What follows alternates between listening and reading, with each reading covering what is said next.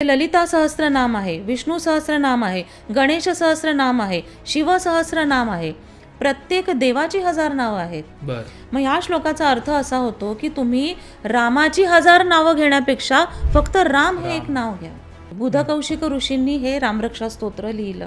कसं लिहिलं तर महादेवांनी शिवांनी त्यांच्या स्वप्नात जाऊन ही रामरक्षेची पूर्ण जी श्लोकसंख्या आहे ती त्यांना स्वप्नामध्ये सांगितली आणि दुसऱ्या दिवशी सकाळी उठल्यानंतर बुधकौशिक ऋषींनी ती जशीच्या तशी आपल्यासाठी लिहून काढली. शारीरिक, मानसिक आणि बौद्धिक व्याधी ह्या दूर करण्याचं सामर्थ्य रामरक्षेमध्ये आहे. आता रामरक्षा सिद्ध होते म्हणजे काय आणि ती कधी सिद्ध होते? गुढीपाडव्यापासून ते रामनवमीपर्यंत हा जो मधला काळ आहे, या दिवशी रोज 13 वेळा रामरक्षा म्हटली की ती सिद्ध होते असं सांगितलं जातं. आता रामरक्षा सिद्ध होते म्हणजे काय? कुठलंही स्तोत्र म्हटलं की श्रीकृष्णार्पणमस्तु म्हणायचं असतं की कृष्णाला अर्पण केलं ते स्तोत्र की ती भक्ती त्या देवापर्यंत पोहोचते जाऊन. मग कुठलंही स्तोत्र म्हणा, अगदी गणपती स्तोत्र असेल, देवी स्तोत्र, श्रीकृष्णार्पणमस्तु म्हटलं की कृष्णापर्यंत पोहोचते. पण रामरक्षा स्तोत्र म्हटलं की लगेच हनुमानाचं स्मरण करायचं. काहीच नाही तर ओम हम हनुमते नमः. बरोबर. मग त्या हनुमानाचा उल्लेख रामरक्षेमध्ये आहे. असं का आहे? भालम दशरथात्मज. मग दशरथात्मज म्हणजे दशरथाच्या पुत्रा, तू माझ्या कपाळाचं रक्षण कर. असं का म्हटलं की दशरथाच्याच पुत्रा? इथे राघव का नाही म्हटलं? मग कौसल्येय दृशोपात म्हणजे कौसल्याच्या पुत्रा, तू माझ्या नेत्रांचं, माझ्या दृष्टीचं रक्षण कर. मग कौसल्याची आठवण. मग असं का बरं की बाबा कौसल्याच्या पुत्रा असं का म्हटलंय? आपण मनाने खचतो, हरतो, अनेक चुकीचे निर्णय घेतो. काही चुकीचे निर्णय जे आहेत ते रेक्टिफायबल असतात, काही चुकीचे निर्णय नॉन रेक्टिफायबल असतात आणि मग त्याची फळं पूर्ण कुटुंबाला भोगावी लागतात. मग तो फक्त तो एक असा क्षण असतो की जिथे आपण स्वतःला सावरायचं असतं. मग कधी सावरणार? मग घ्या ही स्तोत्र मंत्र पठण करा. हनुमानाला दर्शनाला गेल्यानंतर आपण काय करतो? तुम्हाला ज्यांनी कोणी सांगितले त्याप्रमाणे तुम्ही तिळाचं तेल अर्पण करता, नारळ, रुईची पानं, फुलं ते अर्पण करतो. ते करा. जे काही तुमच्या परंपरा असेल त्याप्रमाणे करा. नमस्कार करा. नमस्कार करून निघताना हनुमानाला रामराम करून बाहेर पडा. ह्याचं कारण हे की हनुमान परमभक्त. रामराम तुम्ही म्हटल्यानंतर हनुमानाला त्याच्या बदल्यात रिटर्न मध्ये रामराम म्हणावंच लागतं. अच्छा.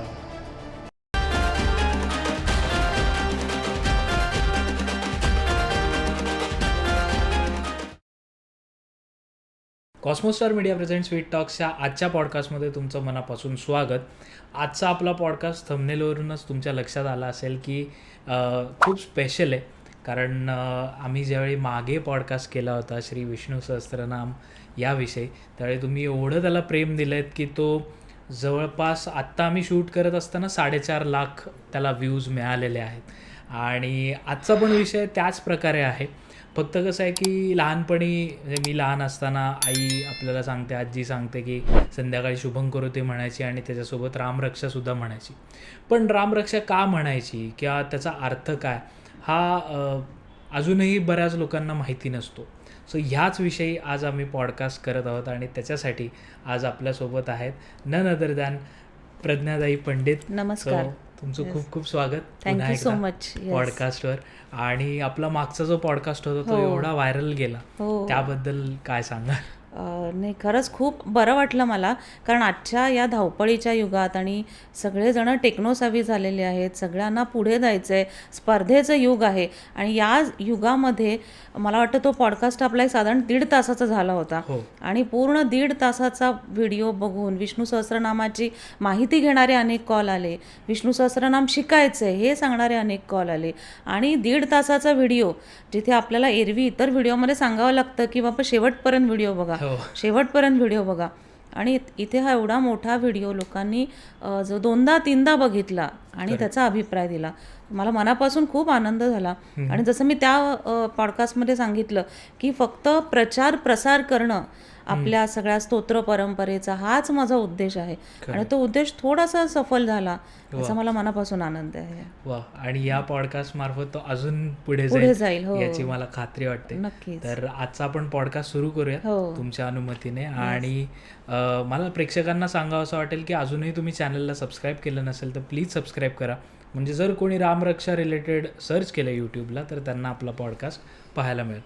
तर ताई, सुरू करूयात आजचा पॉडकास्ट. आणि रामरक्षा, तर काय आहे रामरक्षा, का म्हणावी रामरक्षा? जसं विष्णू सहस्रनामाची माहिती आपण बघितली. विष्णूंनी आपल्या पृथ्वीवरील सगळ्या दुर्जनांचा नाश करण्यासाठी, दुष्प्रवृत्तींचा नाश करण्यासाठी, सगळ्यांना मार्गदर्शन मिळावं याच्यासाठी अवतार घेतले, अनेक अवतार. 9 अवतार आहेत. 10वा अवतार जो आहे कल्की अवतार तो आता येईल अशी आख्यायिका आहे. तर मग या अवतारांमधला एक अवतार म्हणजे राम अवतार. मग विष्णूंनी कूर्मा अवतार घेतला, वराह अवतार घेतला, परशुराम अवतार घेतला, कृष्ण अवतार घेतला. आणि राम हा विष्णूंचाच एक अवतार आहे. मग जसं विष्णू सहस्रनाम याचा आपण उल्लेख केला तर तसं रामरक्षेचा उल्लेख करताना आपण याच्यामध्ये रामाचं चरित्र बघणार आहोत. आणि रामाचा अवतार घेऊन विष्णूंनी दाखवून दिलं की आपल्या आजूबाजूला कितीही नकारात्मक परिस्थिती असली तरी त्या परिस्थितीमध्ये आपण चांगलं कसं वागू शकतो, आपण आपल्या आयुष्याचं ध्येय उद्दिष्ट कसं दाखवू शकतो, तर त्याच्यासाठी हा रामाचा अवतार.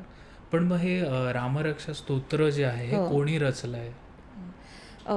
आता रामरक्षा कवच जे आहे ते म्हणतानाच त्याच्यात उल्लेख येतो आधी की इति बुधकौशिक ऋषीही असा उल्लेख आहे. बुधकौशिक ऋषींनी हे रामरक्षा स्तोत्र लिहिलं. कसं लिहिलं तर महादेवांनी, शिवांनी त्यांच्या स्वप्नात जाऊन ही रामरक्षेची पूर्ण जी श्लोकसंख्या आहे ती त्यांना स्वप्नामध्ये सांगितली. आणि दुसऱ्या दिवशी सकाळी उठल्यानंतर बुधकौशिक ऋषींनी ती जशीच्या तशी आपल्यासाठी लिहून काढली. सृष्टीचे निर्माते आहेत ब्रह्मा, विष्णू आणि महेश. विष्णूंचेच अवतार राम अवतार. मग या रामावताराची माहिती पुढच्या कलियुगापर्यंत सर्वांना पोहोचावी याच्यासाठी हे रामरक्षा स्तोत्र बुधकौशिक ऋषींपर्यंत महादेवांनी स्वप्नामध्ये पोहोचवलं. आणि मग दुसऱ्या दिवशी उठल्यानंतर जसंच्या तसं लिहिलं, त्याच्यात एकही ओळीचा अक्षराचा फरक न करता. आणि बुधकौशिक ऋषी म्हणजे नावातच बुध आहे. बुध म्हणजे बुद्धी. आणि त्यांनी त्यांच्या बुद्धीचा कस लावून आपल्यापर्यंत हे स्तोत्र आणलेलं आहे. अच्छा. युजली आता जेव्हा आम्ही लहानपणी रामरक्षा म्हणायचो, आता पण कधी कधी म्हणतो किंवा ऐकतो, यावेळी एक सतत सांगितलं जायचं आईकडून, आजीकडून की रामरक्षांना 13 वेळा म्हणायची, म्हणजे त्यांनी फायदा होतो किंवा मग असं म्हणलं जातं. तर असं का आहे? रामरक्षा जे आहे नावातच दिलेलं आहे की रामाने रक्षा करावी आपली, याच्यासाठी ही प्रार्थना, याच्यासाठी हे स्तवन. आता रामरक्षा सिद्ध होते म्हणजे काय आणि ती कधी सिद्ध होते? गुढीपाडव्यापासून ते रामनवमीपर्यंत हा जो मधला काळ आहे, या दिवशी रोज 13 वेळा रामरक्षा म्हटली की ती सिद्ध होते असं सांगितलं जातं. आता रामरक्षा सिद्ध होते म्हणजे काय तर रामरक्षेमध्ये आपल्या पूर्ण शरीरातल्या सगळ्या अवयवांचं रक्षण करावं अशी आपण रामाला प्रार्थना करतो. याच्यासाठी रामाची 19 नावं त्याच्यामध्ये दिलेली आहेत. आणि प्रत्येक नाव आणि ते नाव आणि आपल्या शरीराचा एक अवयव आणि मग त्याचंही कनेक्शन आहे, त्याचाही संबंध आहे. मग ते नावं घेऊन रोज 13 वेळा हे म्हटलं की ती रामरक्षा सिद्ध होते, म्हणजे त्याचे पूर्ण प्रभाव आपल्या शरीराला लागू होतात. आता आजच्या काळात आपण जगतोय की खूप ताण आहे, शारीरिक, मानसिक, बौद्धिक व्याधी खूप आहेत.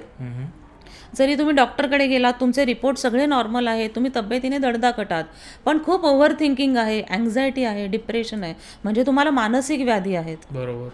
मग या सगळ्या शारीरिक, मानसिक आणि बौद्धिक व्याधी ह्या दूर करण्याचं सामर्थ्य रामरक्षेमध्ये आहे. अच्छा.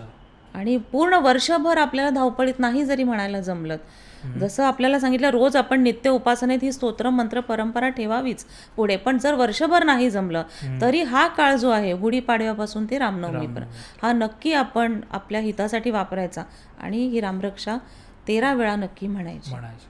पण मग याच्यासाठी काही नियम म्हणा किंवा असं काही स्पेसिफिक वेळा असतात का? की आता आम्ही ज्यावेळी म्हणायचो किंवा म्हणतो त्यावेळी ती संध्याकाळची वेळ असते युजली, पण असं काही आहे का की फक्त संध्याकाळीच म्हणलं पाहिजे? का याला काही नियम आहेत? नियम म्हणजे आता आपल्याकडे जेवढी स्तोत्र परंपरा आहे, शिवस्तोत्र आहेत, दत्त स्तोत्र आहेत, देवीची स्तोत्र आहेत, तर प्रत्येक स्तोत्र म्हणण्याचा एक काळ, एक प्रहर दिलेला आहे. जसं पितृपक्षामध्ये म्हणण्याचं एक स्तोत्र आहे पितृसूक्त. तर पितर आपल्याकडे दुपारच्या वेळी येतात, दुपारी आपण पान ठेवतो, मग ते स्तोत्र जे आहे ते दुपारी म्हणावं. कनकधारा म्हणजे लक्ष्मी साठीचं स्तोत्र आहे, देवीची जी स्तोत्र आहे ती सकाळी म्हणावीत. पण देवीची स्तोत्र म्हणताना श्रीसूक्त, लक्ष्मी सूक्त म्हणजे घरी लक्ष्मी येण्याची वेळ, मग ती स्तोत्र संध्याकाळी म्हणावी. कारण आपण जसं ऐकलंय की संध्याकाळी झोपू नये, संध्याकाळी डोळ्यातनं पाणी काढू नये, लक्ष्मी घरी यायची वेळ आहे, मग तेव्हा ती स्तोत्र म्हणावी. रात्री दत्त महाराजांची स्तोत्र कुठलीही असतील ती रात्रीच्या प्रहरात आपण म्हणू शकतो. मग त्याप्रमाणे रामरक्षा हे जे स्तोत्र आहे, कवच जे ते संध्याकाळच्या वेळी म्हणावं. संध्याकाळच्या वेळी म्हणजे नक्की कुठली वेळ, तर सूर्यास्त झालेला आहे, हा तिसरा प्रहर सुरू झाला, सूर्यास्त झाला आणि रात्रीचा प्रहर सुरू व्हायचा आहे. मग हा जो मधला काळ आहे त्याला आपण आपल्या मराठी भाषेत कातर वेळ नावाचा शब्द वापरतो. ही कातर वेळी आपण म्हणतो की मन अस्वस्थ होतं, अस्थिर होतं. मग अशा वेळी तुमचं घर कितीही छान सुसज्ज असू दे, पण अशा वेळी जर तुम्ही घरात एकटे असलात तर तुम्हाला फार अस्वस्थ वाटतं. बरोबर. मग म्हणून याच वेळी आपण घरी दिवाबत्ती लावतो, आपण मंदिरांमध्ये घंटानाद करतो. तुम्ही कुठल्याही धर्माचे असाल तरी 7 ते 7:30 ही जी संध्याकाळची वेळ आहे ही प्रार्थनेची वेळ अशी अलिखित म्हणून ठरलेली आहे की संपूर्ण विश्वामध्ये, जगामध्ये जिथे जिथे प्रार्थना स्थळ आहे तिथे तिथे 7 आणि 7:30 या दरम्यान आरती होते, या दरम्यान घंटानाद होतो.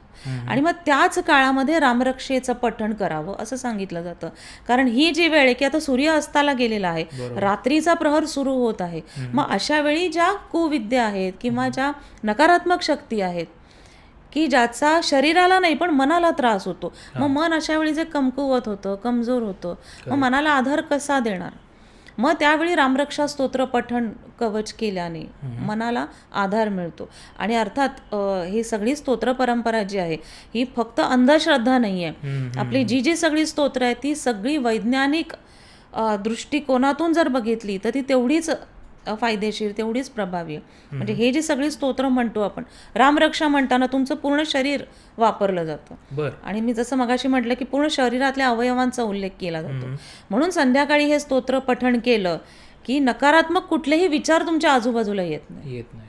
असं तर देवाचं स्मरण, नामस्मरण आपण 24 तास करूच शकतो, इतर वेळी वेळ मिळाला अतिउत्तम, तुम्ही म्हणा, पण संध्याकाळची वेळ ही प्रातिनिधिक वेळ आहे. आता तुम्ही उल्लेख केला की शारीरिक व्याधींवर सुद्धा रामरक्षेत असं सांगितलेलं आहे आणि त्याला श्रीराम कवच असं सुद्धा म्हणलं जातं. तर त्याच्यामध्ये बऱ्याच गोष्टी सांगितलेल्या आहेत ज्या आपण मगाशी ऑफ द कॅमेरा बोलत असताना तुम्ही सांगत होता. सो त्या प्लीज आम्हाला सांगाल. हां, जसं सुरू होतं रामरक्षा, आपण रामरक्षा सुरू करताना ध्यान करतो. ध्याये दाजानुबाहुं धृतशरधनुषं बद्ध पद्मासनस्थं पीतं वासो वसानं नवकमलदल स्पर्धिनेत्रं प्रसन्नं. म्हणजे आता रामरक्षा म्हणायला सुरुवात केली आपण, पण जसं आपण कोणाच्या घरी गेल्यानंतर आपण लगेच आपल्या कामाचं काही बोलायला सुरुवात करत नाही. आपण आधी बसतो, विचारपूस करतो की कसे आहात, बरे आहात ना, बरेच दिवसांनी आलात, अरे तब्येत अशी का झाली आहे, मग तब्येत चांगली झाली, आपण एकमेकांना अभिप्राय देतो. आणि मग आपण जो काही कार्यभाग आहे, जो काही हेतू आहे ते बोलायला सुरुवात करतो. त्याचप्रमाणे रामरक्षा सुरू करायच्या आधी हा ध्यानाचा श्लोक म्हटला की त्याच्यात आपण म्हटलं की रामाला म्हटलं की तू किती छान, किती सुंदर दिसतोस, रामाच्या हाताचं त्याच्यामध्ये वर्णन आहे. आणि आपण म्हटलं की आता मी देवा ध्यान करायला बसतो आणि आता मी तुझं स्तोत्र, मंत्र, कवच पठण करायला सुरुवात करते. मग त्याच्यातला श्लोक आहे शिरो मे राघव पातू भालम दशरथात्मजः. अच्छा, इथपासून सुरुवात होते की आपण कुठल्या कामासाठी हे स्तोत्र म्हणायला सुरुवात केलेली आहे. काय म्हणायचं आपल्याला की रक्षण करायचंय. आपण कितीही म्हटलं की नाही नाही मला देवाकडून काही नको, म्हणजे मी फक्त देवाची कृपा व्हावी याच्यासाठी मी जप करत आहे. पण तरी माणसाच्या जन्माला आलोय आपण, काहीतरी मनात गोष्टी असतात, काहीतरी हवं असतं. मग हे श्लोक म्हणताना शिरो मे राघव पातू, याच्यात आपण म्हटलंय की देवा तू माझ्या शिरोभागाचं रक्षण कर, माझ्या मस्तकाचं रक्षण कर. आणि शिरो मे राघव पातू, मग इथे शिरो मे राम पातू नाही म्हटलंय, इथे आपण म्हटलंय शिरो मे राघव पातू. रामाचं कुठलं नाव घेतलं आपण, राघव. मग राघवच का, तर रघुकुळात जन्माला आले आणि रघुकुळ ज्यांनी उच्च पदाला नेऊन ठेवला, असे माझे प्रभू श्रीराम. वा. मग तू माझ्या शरीराचा जो उच्च भाग आहे, हम्म. माझं मस्तक, याचं रक्षण कर. वा वा. मूळ पुरुष जे होते हम्म. रघुकुळातले ते काकुत्स पुरुष होते. अच्छा. पण त्याच्यानंतरही अनेक राजा त्या सिंहासनावर बसून गेले. हम्म. पण जी कारकीर्द रामाची होती, त्यांनी ज्या पद्धतीने प्रजेला सांभाळलं, ती जी म्हणजे तेवढ्या पद्धतीने इतर जे राजकुळात जे राजे आले ते सांभाळू शकले नाही. ओके. आणि म्हणून राघव पातू असं म्हणताना आपण सांगितलं माझ्या शिरोभागाचं रक्षण कर. मग याच्यामध्ये काय कव्हर होतं की माझं डोकं, मस्तक, मग याच्याशी संबंधित ज्या काही व्याधी आहेत, की डोकेदुखी आहे, मायग्रेन आहे, व्हर्टिगो आहे, करेक्ट. किंवा ओव्हर थिंकिंग आहे, खूप विचार करतो आपण, थांबवतच नाही विचार, मग अशा वेळी हा श्लोक, अच्छा. शिरो मे राघव पातू. ओके. त्याच्यानंतर हा शिरोभागाचा पुढचा भाग आहे भालम दशरथात्मज. हा भालम म्हणजे कपाळ. हम्म. आता जेव्हा आपण प्रार्थना करायला जातो, आपण देवाला म्हणतो देवा सगळं नीटनेटकं चांगलं कर, शुभ कर, कल्याण कर. पण आपल्या ज्या स्तोत्र मंत्र परंपरा आहेत त्याच्यात एवढे स्पेसिफिकेशन्स दिले आहेत, याच्यात एवढे मायन्यूट डिटेल्स दिले आहेत की तुम्ही एरवी देवाला जाऊन सांगणार नाही की देवा माझ्या कपाळाचं रक्षण कर. करेक्ट. पण ह्याच्यात आपण सांगितलंय की भालम दशरथात्मज. मग दशरथात्मज म्हणजे दशरथाच्या पुत्रा, बर, तू माझ्या कपाळाचं रक्षण कर. असं का म्हटलं की दशरथाच्याच पुत्रा, इथे राघव का नाही म्हटलं? कारण दशरथाच्या पुत्रा आणि कपाळ, आपलं कपाळ म्हणजे इथे नशीब लिहिलेलं असतं. ओके. हे कोण लिहितं? तर आपण ज्या घरात जन्माला येतो, ज्या आईवडिलांच्या पोटी आपण जन्माला येतो, तिथे आपलं नशीब घडतं. मग रामाचं नशीब किंवा रामाला जन्म देणारे दशरथ होते, म्हणून हे दशरथाच्या पुत्रा तू माझ्या कपाळाचं रक्षण कर. आपण सगळ्या गोष्टी बदलू शकतो, पण आपण इथे लिहिलेलं बदलू शकतो नाही. आपण सगळ्या गोष्टी नवीन येऊ शकतात, पुन्हा रिप्लेस होऊ शकतात, पण आई वडील रिप्लेस होऊ शकत नाही. बरोबर. आणि म्हणून कपाळ आणि दशरथात्मज. आणि मग कपाळाशी संदर्भातल्या ज्या काही व्याधी आहेत, म्हणजे नशीब तर बदलायला आपण देवाला विनंती करतोच आहोत. अशा कितीतरी गोष्टी किंवा कितीतरी उदाहरणं तुम्ही बघितली असतील की ज्योतिषांनी सांगितलं की नाही, हे याचं होणारच नाही, ही गोष्ट याला मिळणारच नाही, पण ती इव्हेंच्युअली त्याला मिळते.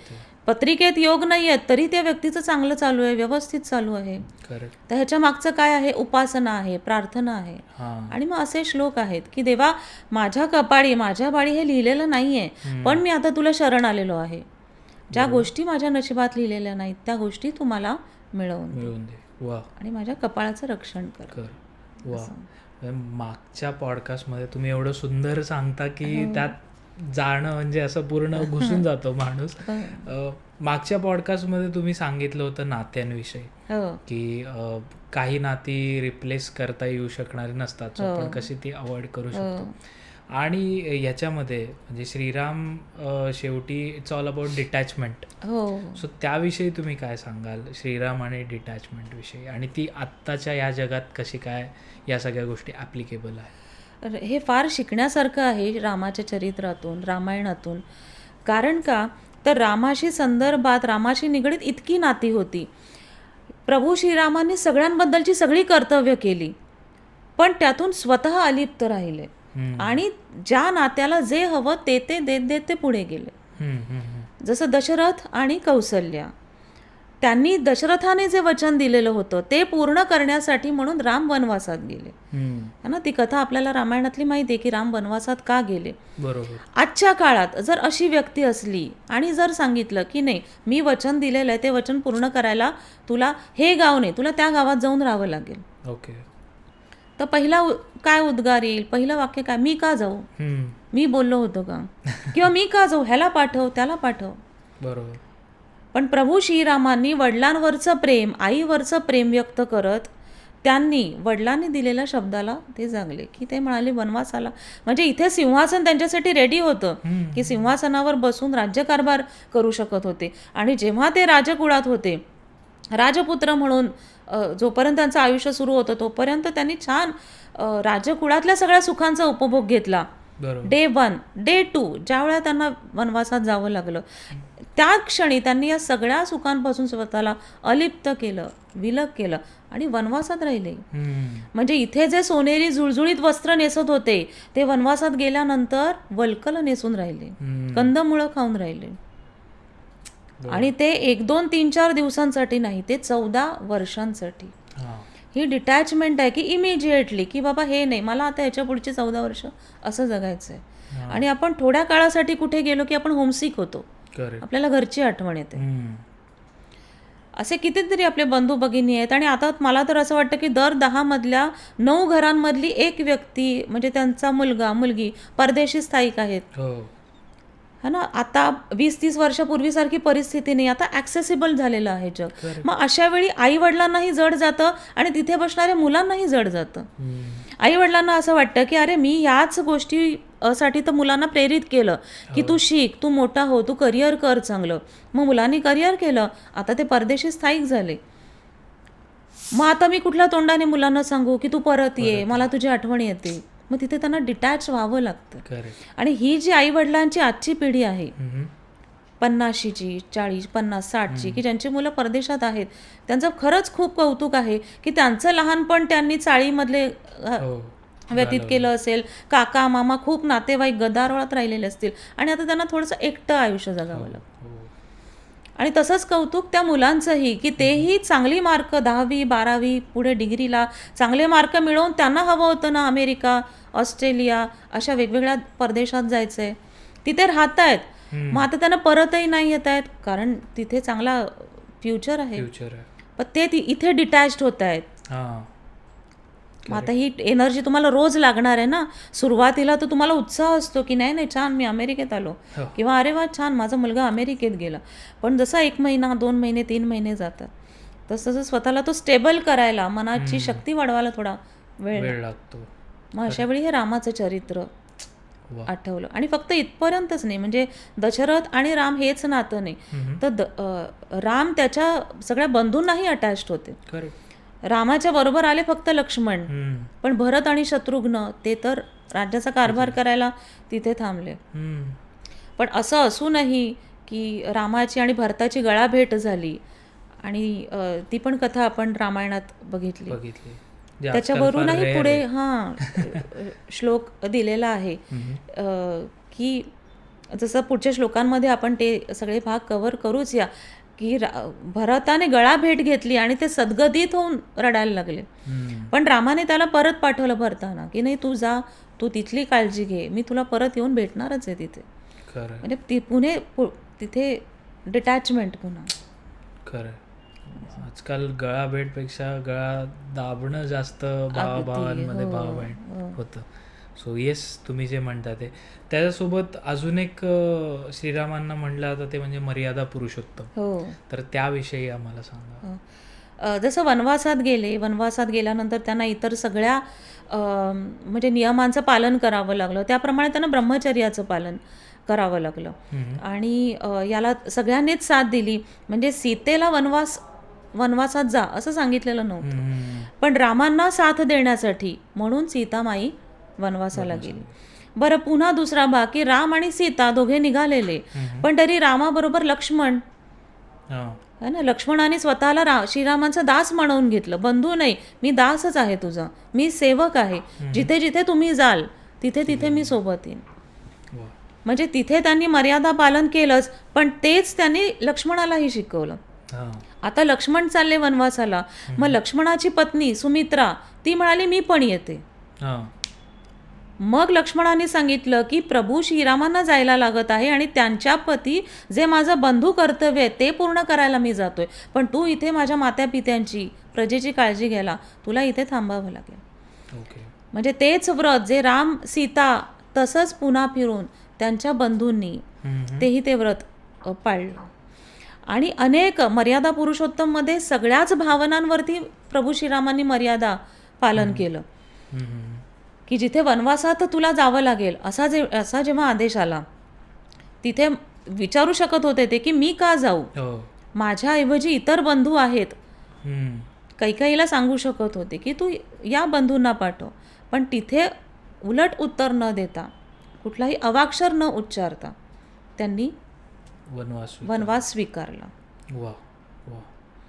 म्हणजे ह्याच्यापेक्षा मोठं मर्यादा पुरुषोत्तमचं लक्षण कुठलंच हे नाही की जिथे राहत्या घरातून तू जा, तू आता इथे राहू नकोस, तुझं ते घर आहे, तू तिकडे जाऊन राहा. आजच्या काळात कुठलाच भाऊ असा तयार होणार नाही की अरे हे माझं घर आहे, इथे मी EMI भरतोय, मी का जाऊ.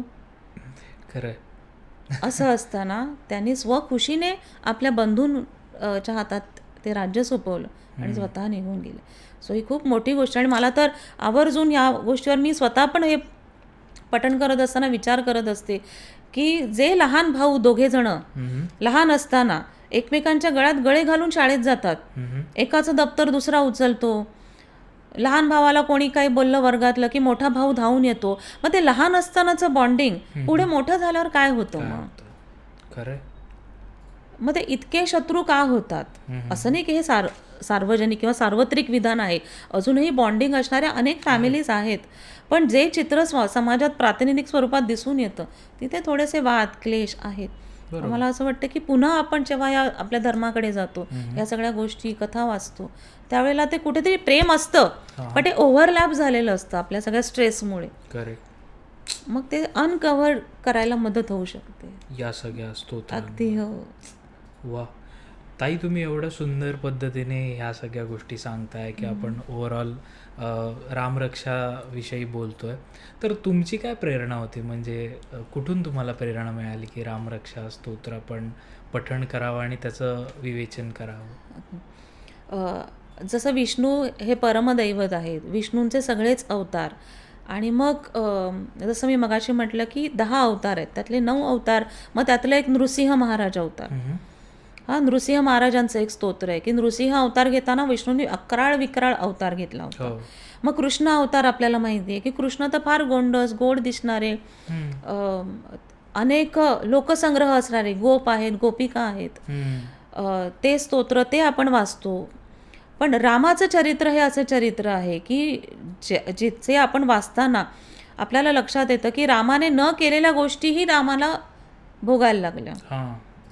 इथपासून ते म्हणजे सीतेची परीक्षा जेव्हा घेतली, अग्निपरीक्षा, ती अग्निपरीक्षा घेताना पण प्रभू श्रीरामांना आनंद झाला नाही, पण त्यांना लोकांना सिद्ध करायचं होतं आणि त्यासाठी ती अग्निपरीक्षा करवली. आणि मग हे सगळं जे कार्यकाल आहे हा फार प्रेरणादायी आहे. आणि मग रामायण तर आपण वाचलेलं आहे, रामायणाबद्दलच्या अनेक कथा कादंबऱ्या त्या वाचलेल्या आहेत. राम नामाचा आपण सगळेजण जप करत असतो. मग राम रक्षा कवच हे जे कवच आहे की त्याच्यामध्ये रामाच्या संदर्भातल्या, रामाच्या आयुष्यात जेवढ्या व्यक्ती आल्या त्या सगळ्या व्यक्तींचा याच्यामध्ये उल्लेख केलेला आहे. मग जेव्हा आपण रघुवंश म्हणतो, मग त्यात रघुवंशातले सगळे राजे, रघुवंशामधले रामाचे सगळे बंधू, मग त्याच्यामध्ये रामाच्या बंधूंशिवाय हनुमानाचा उल्लेख आहे है ना. कुठलंही स्तोत्र जे आहे ना रामरक्षा शिवाय, कुठलंही स्तोत्र म्हटलं की श्रीकृष्णार्पणमस्तु म्हणायचं असतं की कृष्णाला अर्पण केलं ते स्तोत्र की ती भक्ती त्या देवापर्यंत पोहोचते जाऊन. मग कुठलंही स्तोत्र म्हणा, अगदी गणपती स्तोत्र असेल, देवी स्तोत्र, श्रीकृष्णार्पणमस्तु म्हटलं की कृष्णापर्यंत पोहोचते. पण रामरक्षा स्तोत्र म्हटलं की लगेच हनुमानाचं स्मरण करायचं. म्हणजे काही जण रामरक्षा म्हणायच्या आधी भीमरूपी महारुद्रा म्हणतात, काही जण नंतर भीमरूपी महारुद्रा म्हणतात, मारुती स्तोत्र किंवा वडवानल स्तोत्र आहे बिभीषणाने लिहिलेलं, हनुमान वडवानल स्तोत्र. काहीच नाही तर ओम हम हनुमते नमः. बरोबर. मग त्या हनुमानाचा उल्लेख रामरक्षेमध्ये आहे. असं का आहे? कारण हनुमानाने छाती फाडून दाखवली की बघा प्रभू श्रीरामा, तुझं स्थान माझ्या हृदयात आहे आणि फक्त राम नाही तर रामाबरोबर सीता लक्ष्मण याचं त्यांनी चित्र दाखवलं. मग आता हनुमानापेक्षा तर आपण मोठे भक्त नाही होत अर्थात. मग रामरक्षेमध्ये हनुमानाचा उल्लेख केलेला आहे. ओके. आणि म्हणून रामरक्षा म्हटलं की लगेच हनुमानाचं स्मरण, की लगेच ती भक्ती आपली हनुमानापर्यंत पोहोचते. मग वाल्मिकींचा उल्लेख आहे त्याच्यामध्ये.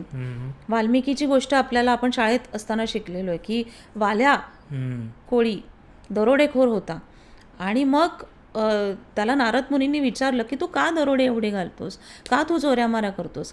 नारद मुनी तिकडनं जात होते.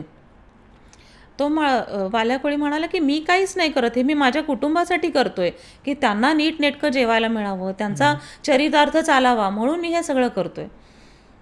मग नारद मुनी म्हणाले, पण बघ, विचार तुझ्या घरच्यांना की तुझे हे करतोयस, दोऱ्या म्हणजे चोऱ्या करतो, दरोडे घालतो, ह्याच्यात ते वाटेकरी होणार आहेत का या पापामध्ये? मग वाल्याकोळी घरी जातो, तो विचारतो बायका मुलांना, तर बायका मुलं म्हणतात, नाही नाही, आम्ही सांगितलं का पाप करायला, आम्ही याच्यामध्ये भागीदार नाही आहोत. मग त्याला लक्षात येतं, मग त्याला प्रचिती येते की अरे आपण हे काय कोणासाठी करतोय, जर ही पापं मलाच माथ्यावर घ्यायची आहेत. बरोबर. मग नारद मुनींकडे परत येतो वाल्याकोळी.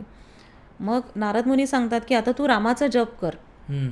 मग रामाचा जप करायला घेतल्यानंतर त्या प्रयत्न करतो, पण तो मरा मरा मरा मरा म्हणतो. अच्छा. मग नारद मुनी म्हणतात की नाही, मरा म्हणतोय तरी म्हणत राहा. मग मरा मरा मरा मरा मरा मरा मरा, तो मरा मराचा उच्चार राम राम तुला ऐकू येईल. आणि अशी हजारो वर्ष, म्हणजे आता आपण जे व्यावहारिक रूपातली जी वर्ष मोजतो तशी नाही, असा अखंड काळ लोटला. आणि वाल्या वाल्मिकींनी रामरामाचा जप इतका केला की त्यांच्या शरीराभोवती मुंग्यांचं वारुळ जमा झालं, त्याचंही त्यांना भान नाही. तर मग त्या वाल्मिकी ऋषींचा उल्लेख या रामरक्षेमध्ये आहे, यशोदेचा उल्लेख आहे. जसं मी मगाशी म्हटलं ना, भालम दशरथात्मज, त्याच्यानंतरचा उल्लेख आहे कौसल्येय दृशौ पातू. म्हणजे आपण कौसल्याची आठवण काढतो त्याच्यामध्ये. मग कौसल्येय दृशौ पातू म्हणजे कौसल्याच्या पुत्रा, तू माझ्या नेत्रांचं, माझ्या दृष्टीचं रक्षण कर. मग कौसल्याची आठवण. मग असं का बरं की बाबा कौसल्याच्या पुत्रा असं का म्हटलंय? तर आई फक्त डोळ्यांनी बघते, आपलं मूल बरोबर वागतंय ना, चुकीचं वागत नाही आहे ना. म्हणजे बरेचदा आई सगळे असतील आणि शब्दाने सांगू शकत नसेल तरी आईच्या डोळ्यात बघून मुलाला कळतं की नाही नाही, याला हात नाही लावायचा या वस्तूला, किंवा हे मागायचं नाही आहे. म्हणजे डोळ्यांनी आई मुलाशी संवाद साधते. म्हणून आपल्या डोळ्यांचं रक्षण करायला आपण, हे कौसल्याच्या पुत्रा, तू माझ्या डोळ्याचं रक्षण कर. मग जसा मला प्रश्न विचारला की का कनेक्ट झाले, कारण फक्त एक रामरक्षा कवच आणि त्याच्यात आपण इतक्या नात्यांचा उल्लेख करतो, आणि ती नाती आणि राम हे इतके जोडले गेलेले आहेत एकमेकांना की मग आपल्याला असं वाटतं की नाही, आपल्याला पण असंच व्हायचं आहे, आपण पण असंच वागायला पाहिजे. खरं असं ओव्हरऑल तुम्ही कनेक्ट झाला. तर ताई, आता तुम्ही सांगितलं की तुम्ही कसं कनेक्ट झालात रामरक्षेविषयी. आता कसं आहे की आमच्या वेळी लहानपणी घरातलं कोणीतरी मोठं रामरक्षा म्हणायचं, म्हणल्यानंतर ते ऐकून ऐकून ऐकून आमचं पाठवायचं की आम्ही वाचायचो. आता जी पिढी आहे, आता जी पिढी, मला वाटत नाही की कोणीतरी मोठं असेल आणि ते म्हणत असेल आणि त्यांच्या मागे म्हणतील. सो हे यूट्यूबवर बघून किंवा मग गुगलवर बघून ऐकणारे लोक आहेत. तर हे ऐकून त्याची काही फलश्रुती मिळते का रामरक्षेची? सगळ्या स्तोत्रांच्या बाबतीत सांगेन की श्रवण केल्याने फक्त अंतर्मनाची शुद्धी होते. त्या स्तोत्राचे प्रभाव मिळण्यासाठी ते स्तोत्र तुम्हाला म्हणावंच लागेल. है ना. मी व्यायामाचे खूप व्हिडिओ बघते, पण मी फक्त व्हिडिओ बघून मी बारीक होणार आहे का? नाही, मला ते करावे लागणार आहेत. हे औषध चांगलं आहे, तो काढा चांगला आहे, हा रस प्यायला खूप चांगला आहे तब्येतीला, पण फक्त ऐकून बघून त्याचे गुण मिळणार नाहीत. ते मला प्यावं लागेल, ते मला प्राशन करावं लागेल. त्यामुळे रामरक्षा असो, विष्णू सहस्त्रनाम, ललिता सहस्त्रनाम, कुठलीही स्तोत्र असते तर ती तुम्ही म्हणणंच अपेक्षित आहे. काही कारणाने जर तुम्ही म्हणू शकत नसाल तर ती तत्कालीन सूट तुम्हाला मिळेल. पण पठणाचं जे पुण्य आहे ते श्रवणाला नाही मिळत, कारण जेव्हा तुम्ही पठण करता त्यावेळी पूर्ण तुमची शक्ती वापरता, तुमचं मन तिथेच असतं जागेवर, तुम्ही उच्चार तुमचे वापरता, तुमचा आवाज तुम्ही वापरता. बरं, मोठ्याने बोलल्यानंतर ते पुन्हा माझ्या कानातून माझ्या शरीरात ते ध्वनी जातात, त्यामुळे माझा पूर्ण ऑरा क्लीन होतो. बरोबर है ना. माझं शरीर शुद्ध होतं, मन शुद्ध होतं. जेव्हा मी ऐकत असते त्यावेळेला फक्त तो ऐकण्याचा आनंद मला मिळतो. बरं, जेव्हा मी ऐकत असते त्यावेळेला मी एकदम कंटिन्युअस लक्ष देऊन ऐकत नाही. मी मध्ये काहीतरी काम करेन, पोळ्या करेन किंवा प्रवास करतोय, गाडीत लावून ठेवले स्तोत्र मंत्र, मग त्यावेळी पूर्ण वेळ माझं लक्ष केंद्रित राहणार नाही. फक्त मनाला आधार, मनाला शांतता. आणि श्रवणाचा फायदा काय आहे की ओव्हर थिंकिंग कमी होतं. कारण तुम्ही काहीतरी वेगळा विचार करत असता आणि तेवढ्यात बॅकग्राऊंडला जर तुमचं चालू असेल, आतसच्च धनुषा विशुस्पृशा वक्षया शुगनिशंग संगिनौ रक्षणाय मम राम लक्ष्मणा वग्रता पथी सदैव गच्छताम. मग हे जेव्हा मी ऐकते तेव्हा मला लक्षात येतं की अच्छा हा राम लक्ष्मण माझ्या रक्षणासाठी आहेत. वा. मग हे माइंड कंट्रोलसाठी तुम्ही श्रवण करा, पण रामरक्षा किंवा सगळ्या स्तोत्रांचे बेनिफिट मिळण्यासाठी तुम्हाला ते स्तोत्र पठणच करावं लागेल. श्रवणाने फक्त श्रुती सिद्ध होतात. श्रुती म्हणजे कान तुमचे तृप्त होतात. बर. म्हणतो त्यावेळेला गळा वापरला जातो, स्वरयंत्र वापरली जातात, तुमचा चेहरा हलतो. तुम्ही असं स्टेबल राहून स्तोत्र म्हणू नाही शकत, करेक्ट. ताकद लागते. मग तुमचे चेहऱ्याचे स्नायू वापरले जातात आणि जिथे जिथे विसर्ग आहेत ते ते विसर्गवाले म्हणजे आत्तसज्ज धनुषा विश्वस्पृशा वक्षया असं एक एक अक्षर उच्चारावं ह्याच्यासाठी तुम्ही पोटतिडकीने प्रयत्न करता. करेक्ट.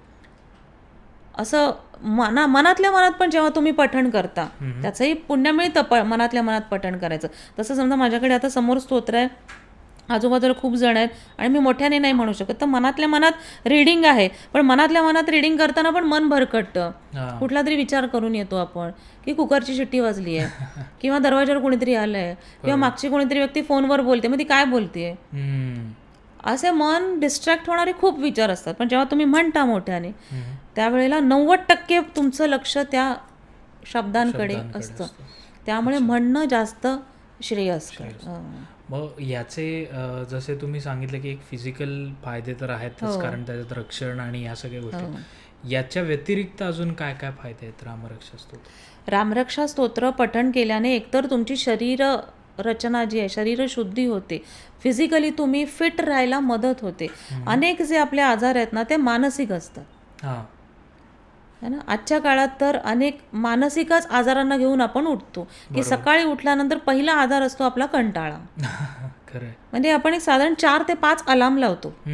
एकच अलार्म उठायला पुष्कळ असतो, पण आपण एक बंद करतो, दुसरा बंद करतो, तिसरा. त्याच्यानंतर आपण आपला दिवस कसा आहे तो आठवतो. जर खूप कामं असतील दिवसभरात की मला हे पण करायचं, ही मीटिंग आहे, ते काम आहे, एवढ्या लोकांचं काम करायचं, मग आपण ते एक चित्र डोळ्यासमोर आणतो की अरे बापरे एवढी कामं आहेत आता मनात करायची. ऑन द कॉन्ट्ररी जर एखादा दिवस रिकामा असेल, काहीच काम नसेल, मग आपण त्याचंही टेन्शन घेतो की अरे आज काहीच नाही, मग आता आज काय करूयात, खरं असा विचार डोक्यात येतो. बरोबर. आणि म्हणून रामरक्षा स्तोत्र म्हटल्याने, कवच म्हटल्याने आपण मनाने इंटरनली स्ट्रॉंग होत जातो की हे जे ओव्हर थिंकिंगचे जे विचार आहेत ते कुठेतरी कमी होतात. आणि मी मगाशी म्हटलं तसं अर्धे आजार आपले मानसिक आहेत. म्हणजे हे उठल्यानंतर हे आपण सगळं सॉर्ट केलं की असा दिवस का तसा दिवस, मग कंटाळा दूर करण्यात वेळ जातो. त्याच्यानंतर माझं डोकं दुखतंय का माझे पाठ दुखते, माझी कंबर दुखते, असे इमॅजिन केलेले काही आजार असतात. किंवा काही दुखणी तुम्हाला परवा झाली असतील किंवा 2 दिवसापूर्वी गुडघा दुखला असेल, पण आपण तेच डोक्यात आता माझे गुडघे दुखत आहेत, आता माझ्याच्याने होत नाही. किंवा काल डोकं दुखत असेल पण रात्री तुम्ही झोपलात ना, झोपल्यानंतर शरीराला मेंदूला आराम मिळालाय, पण दुसऱ्या दिवशी आपण त्याच विचारात उठतो की अरे माझं डोकं दुखतंय. मग ह्या पठणाने काय होतं की इंटरनली तुम्हाला माहिती असतं, जसं भालम दशरथात्मज म्हणजे हा माझं रक्षण करणारा दशरथात्मज आहे. कौसल्यय दृशौ पातू म्हणजे माझ्या दृष्टीचं रक्षण होते. विश्वामित्र प्रिय श्रुती म्हणजे कान. आता कानाच्या संदर्भातले खूप आजार असतात, मग त्याचं रक्षण, जसं मी मगाशी म्हटलं वर्टिगो आहे किंवा कमी ऐकू येतंय किंवा काही अजून वेगवेगळे असतात, मग त्याचं रक्षण करायला तुम्ही म्हटलेलं आहे स्तोत्रामध्ये आधीच की विश्वामित्र प्रिय श्रुती. मग हे विश्वामित्राला प्रिय असणाऱ्या रामा तू माझ्या कानाचं रक्षण कर.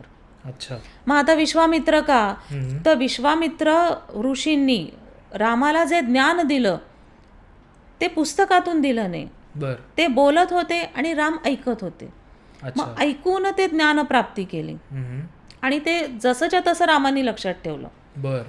मग म्हणून इथे कानाचं रक्षण करायला आपण म्हणतो विश्वामित्र प्रिय श्रुती. आणि दुसरी गोष्ट त्याच्या मागची ही आहे की माझ्या कानांवरती फक्त शुभच गोष्टी ऐकायला येऊ देत, अशुभ गोष्टी कुठल्याही नको. पण आपण मोबाईल घेतो, स्क्रोल करत असताना काही बातम्या टीव्हीवर बघत असताना नकारात्मक बातम्या जास्त येतात.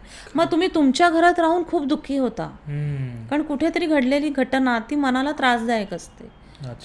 मग विश्वामित्र प्रिय श्रुती याचं तुम्ही पठण केलेलं आहे, मग तुम्हाला माहिती आहे की नाही जे काही आहे चांगल्यासाठीच होतंय, चांगलंच ऐकायला येणार आहे. खरं. घ्राणम पातू मखत्राता.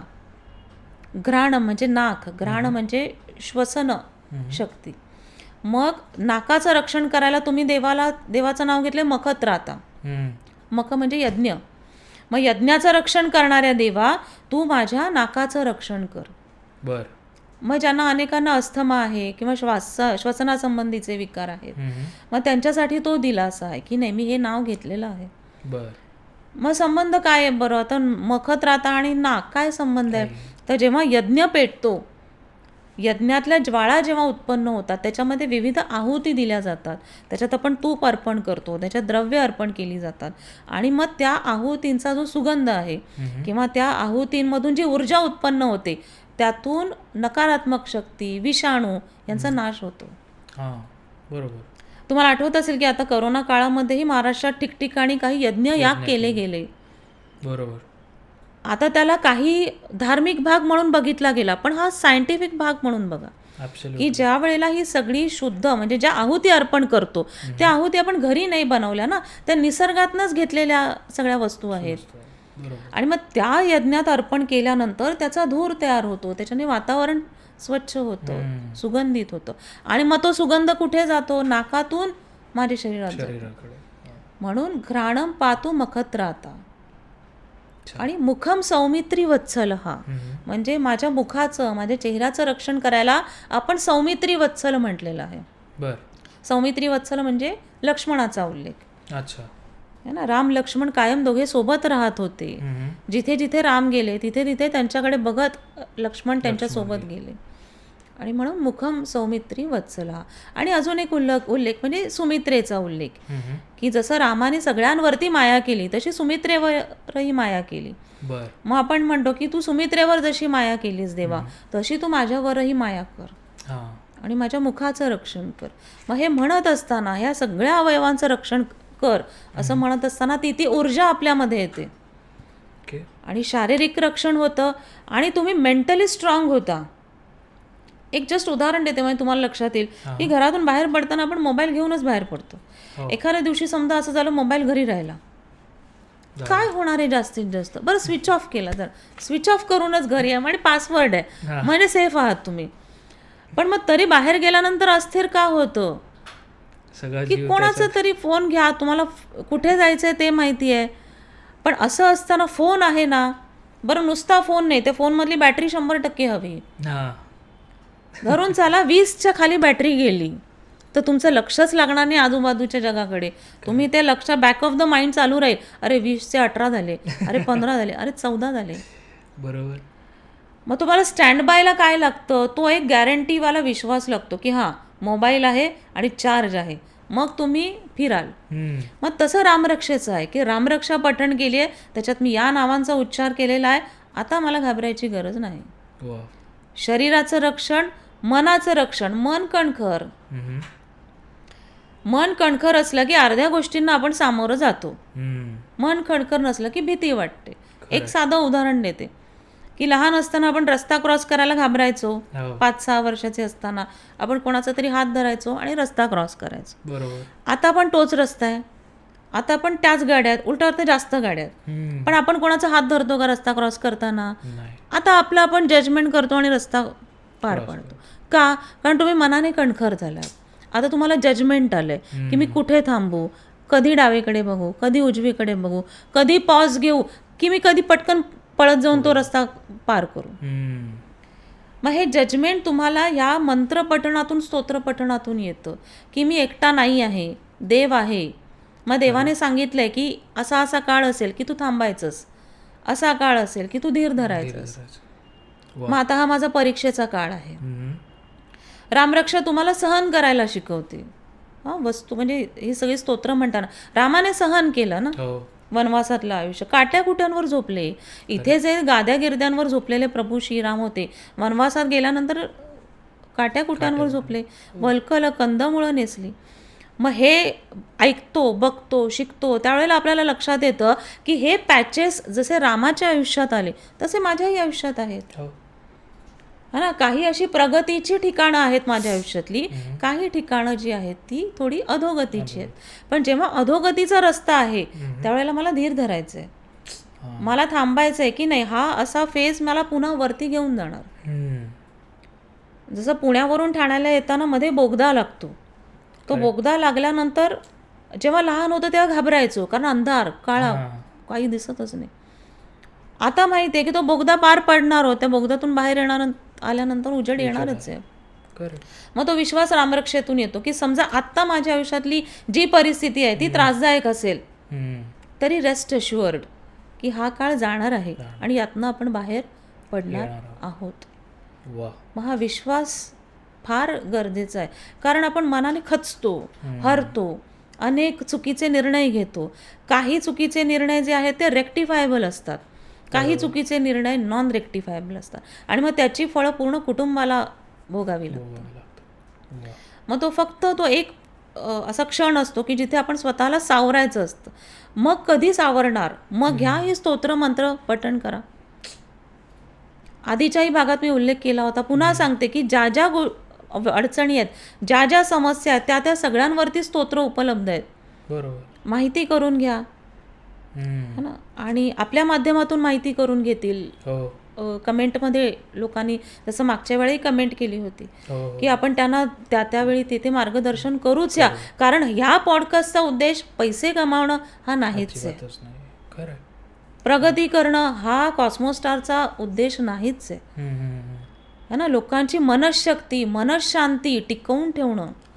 जिथे रोज तुम्ही उठल्यानंतर आत्महत्या, अपघात, मृत्यू ह्या गदारोळात तुम्ही टिकून धरलाय, तुम्ही रात्री झोपल्यानंतर उद्या उठलात, तुमचं आयुष्य संपलं नाहीये, तुम्ही पुन्हा उठलेला आहात. मग त्या सोनं करणार ना ते दिवसाचं, अगदी मग कसं करणार? मग ती शक्ती आपल्या या तुमच्या माध्यमातून आपण लोकांना देतो. मग रामरक्षा म्हणण्याचे हे फायदे आहेत. मग कसे फायदे होणार, कसं शक्य आहे? ते ऑटोमॅटिकली होतं. जसं रस्ता क्रॉस करायला तुम्हाला एक्झॅक्ट दिवस आठवणार नाही की मी या दिवसापासून मी रस्ता एकटा क्रॉस करायला सुरुवात केली, ते होत गेलं इव्हेंच्युअली ऑटोमॅटिकली. तसं तुम्ही आयुष्य असं जगायलाही ऑटोमॅटिकली सुरुवात करणार, कोणाचीही मदत न घेता. उलट लोक तुमच्याकडे आले पाहिजेत की हे कसं केलं, यातनं तुम्ही कसे बाहेर पडला, त्यातनं कसे बाहेर पडला. तुम्ही गिव्हरच्या भूमिकेत असायला पाहिजे, टेकरच्या भूमिकेत नाही. हे राम आपल्याला सांगतात. अच्छा, राम ऑलवेज गिव्हर, त्यांनी दिलेलं आहे. जे त्यांचे शत्रू होते त्यांनाही दिलेलं आहे, है ना, सगळ्यांना देत देत आले, कोणाकडून घेतलं नाही.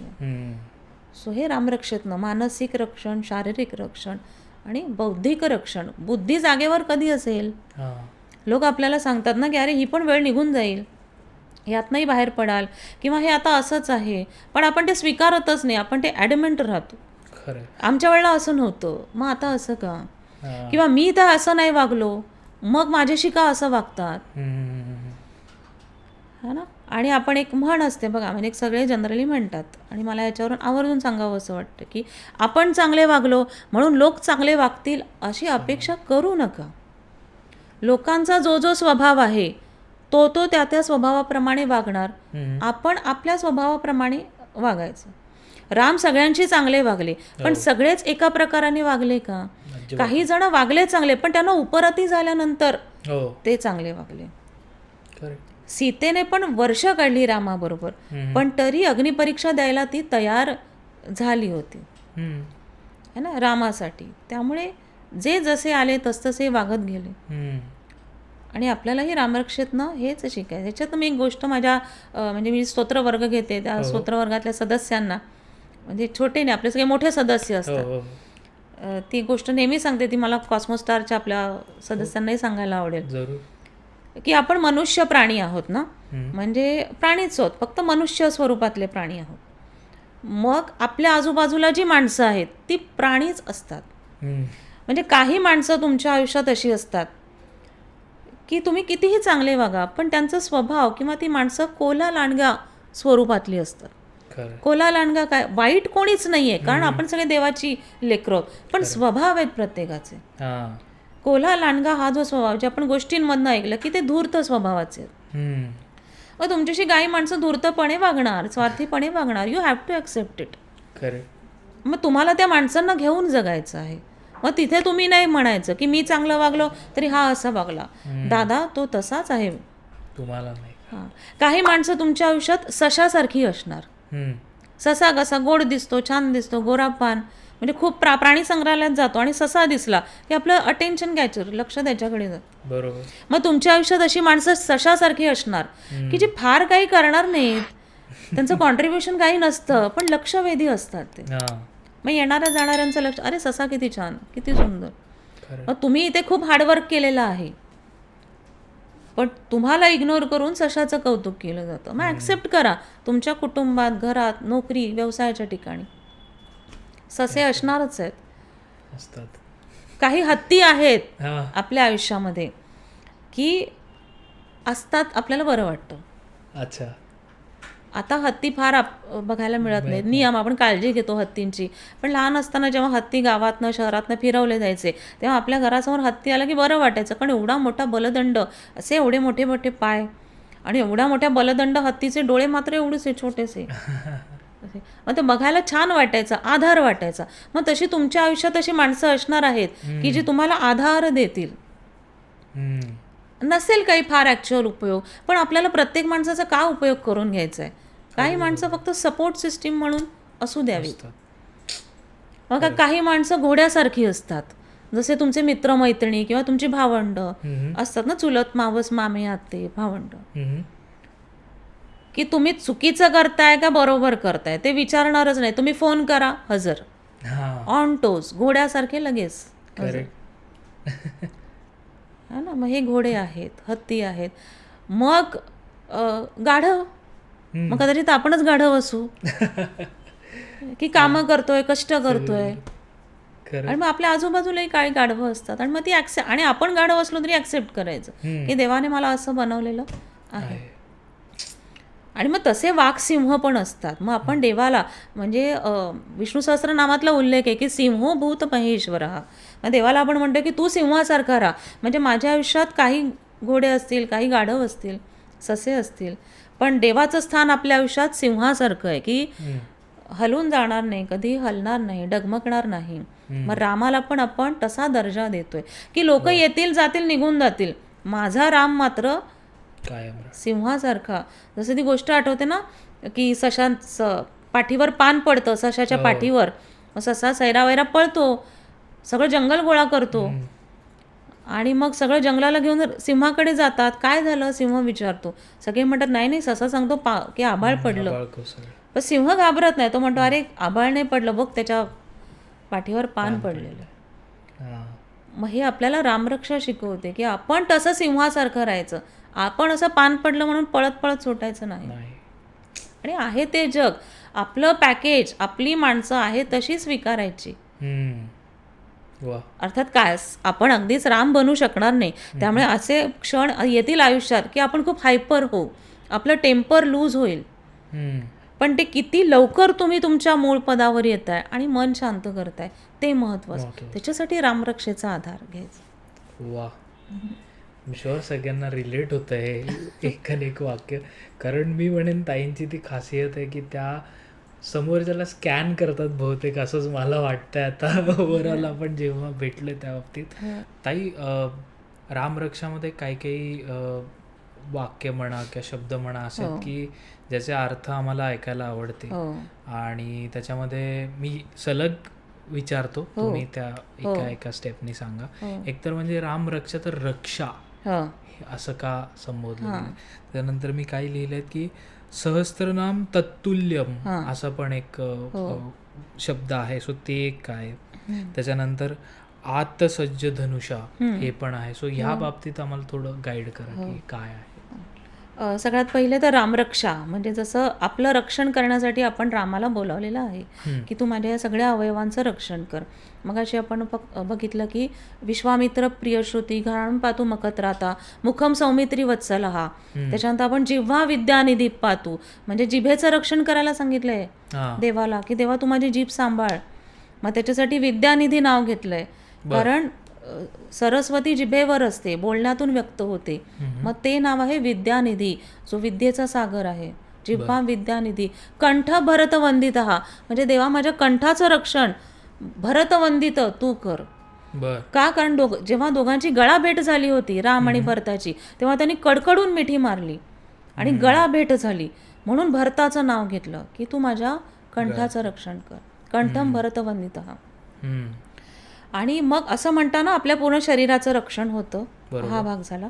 त्याच्यानंतर दुसरा एक आहे, याच्यामध्ये लिहिलेलं आहे सहस्रनाम तत्तुल्यम राम नाम वरानने. तर आता या अनुषंगाने मला एक आवर्जून इथे सांगावं असं वाटेल, कारण अनेकांना हा गैरसमज आहे. अनेक जण विचारतात पण की विष्णू सहस्रनाम आम्ही का म्हणू, कारण इथे दिलेलं आहे सहस्रनाम तत्तुल्यम राम नाम वरानने, म्हणजे तत्तुल्य म्हणजे त्याच्या तोडीस तोड रामाचं नाव आहे. तर इथे सहस्रनाम म्हणजे विष्णू सहस्रनाम नाही, सहस्रनाम म्हणजे हजारो नावं एवढाच अर्थ आहे. कारण सहस्रनाम फक्त विष्णूंचंच नाही आहे, सहस्रनाम देवीचं आहे. म्हणजे ललिता सहस्रनाम आहे, विष्णू सहस्रनाम आहे, गणेश सहस्रनाम आहे, शिव सहस्रनाम आहे. प्रत्येक देवाची 1000 नावं आहेत.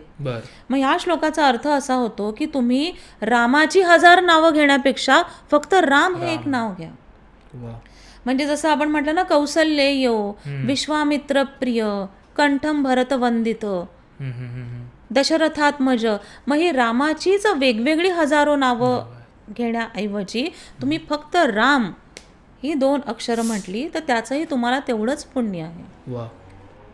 त्यामुळे हा फक्त सगळ्यांनी मनातून डाऊट दूर करायचा की सहस्रनाम तत्तुल्यम राम नाम वरानने, म्हणजे विष्णू सहस्रनामाला किंवा ललिता सहस्रनामाला हे रिप्लेसमेंट नाही.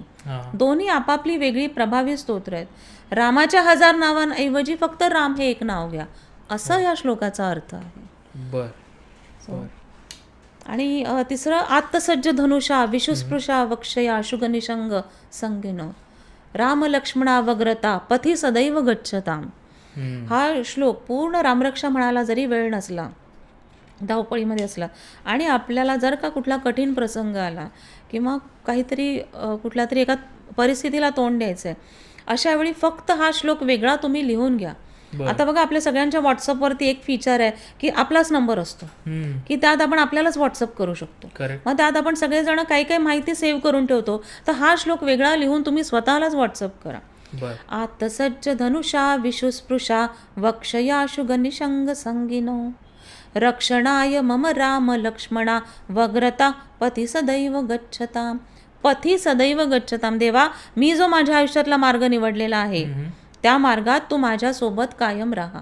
आणि कसं रामाचं रूप आपण इथे ठेवलेलं आहे, जो धनुष्य घेऊन उभा आहे, सज्ज आहे. मग तुम्ही बाहेर आहात, प्रवासात आहात, कुठला तरी अशा व्यक्तीबरोबर संवाद साधताय, कुठल्या तरी परिस्थितीला तोंड देताय की तुम्ही एकटे पडलात, मग अशा वेळी मार्ग कसा काढाल? तर मग राम लक्ष्मणाच्या या रूपाला स्मरण करायचं की जे धनुष्य घेऊन उभे आहेत, आणि मग देव तुम्हाला त्यातून तारून बाहेर काढेल. ह्याच्यावरून एक फक्त अनुभव जो आपल्याच स्तोत्रवर्ग सदस्यांनी शेअर केला होता की एक नोकरीच्या निमित्ताने आपलीच एक भारतीय मुलगी परदेशात गेली होती आणि तिकडे गेल्यानंतर तिथे नवीन त्या देशात तिचं वास्तव्य होतं, फार ओळखी नाहीत, काही नाही.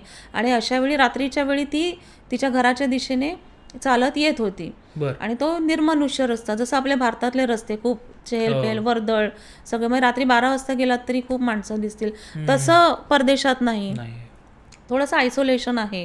मग अशा वेळी ती तिथे जात असताना रात्रीच्या वेळी तिला लक्षात आलं की 2 जण मागे कोणीतरी आहेत आणि ते तिचा पाठलाग करतात आणि मागे पुढे कोणी नाही, काहीच नाही. तिला लक्षात आलं की फोनची बॅटरी मला वाटत, आणि अशा वेळी मुलीची मनस्थिती फार म्हणजे भयग्रस्त होते की कोणी मुलगा माझ्या मागे लागलाय आणि मी आता सुखरूप घरी कशी पोहोचू, ते पण परदेशात, कोणी ओळखीचं नाही. मग त्यावेळी त्या मुलीने तिथे जो काही तिकडनं घर, बिल्डिंग समोरच दिसत होती, पण तिचे पाय थंड पडले, तिला ते जाताच येत नव्हतं.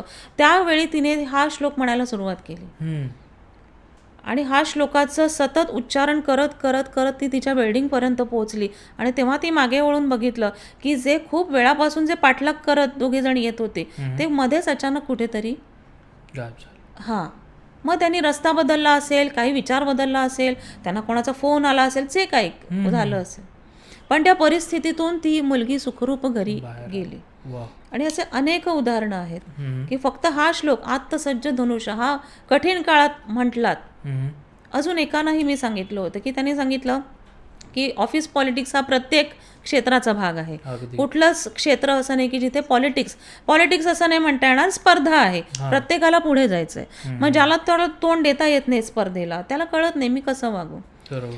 मग अपोजिशन मधले कोणी असतात, मग त्या दादांनी सांगितलं की नाही, ही ऑफिसमधली अशी व्यक्ती आहे जी समोर आली की मुद्दाम माझ्या चुका काढणार, मुद्दाम मला त्रास देणार. मग मी काय करू मॅडम, मला नोकरी तर सोडायची नाहीये.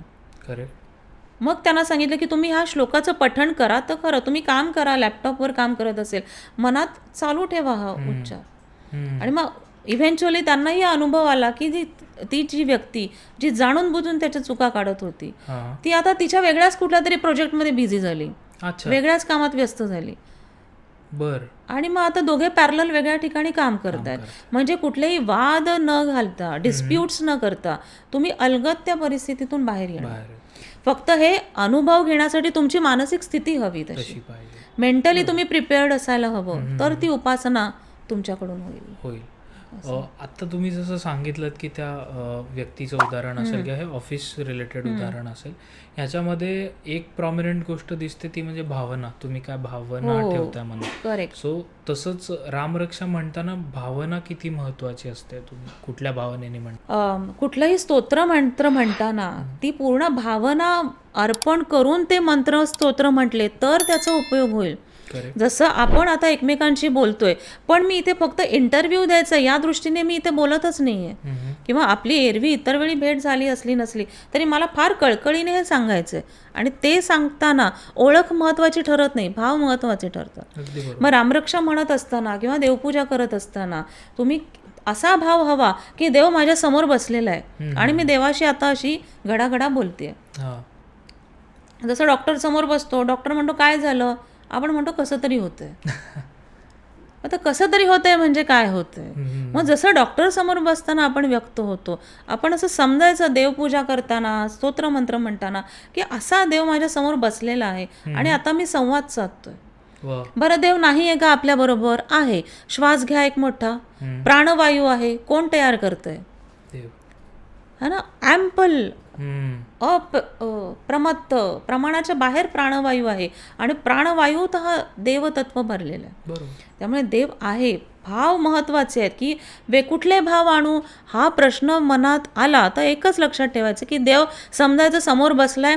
आणि तुम्ही जे माणसांशी बोलता, माणसांना फोन करून त्यांची मदत मागता, ते कट करा आणि समजा की देव समोर आहे. आणि बघा तुम्हाला त्या परिस्थितीतून मार्ग दिसेल की नाही. उलट होतं काय की जेव्हा तुम्ही माणसांची मदत मागता त्यावेळेला लोक तुम्हाला जज करतात. तुम्ही एखादा प्रॉब्लेम सांगायला जा, ऐकतील लोक, बॅक ऑफ द माइंडला एक विचार करतील, मी सांगत होतो का केलं.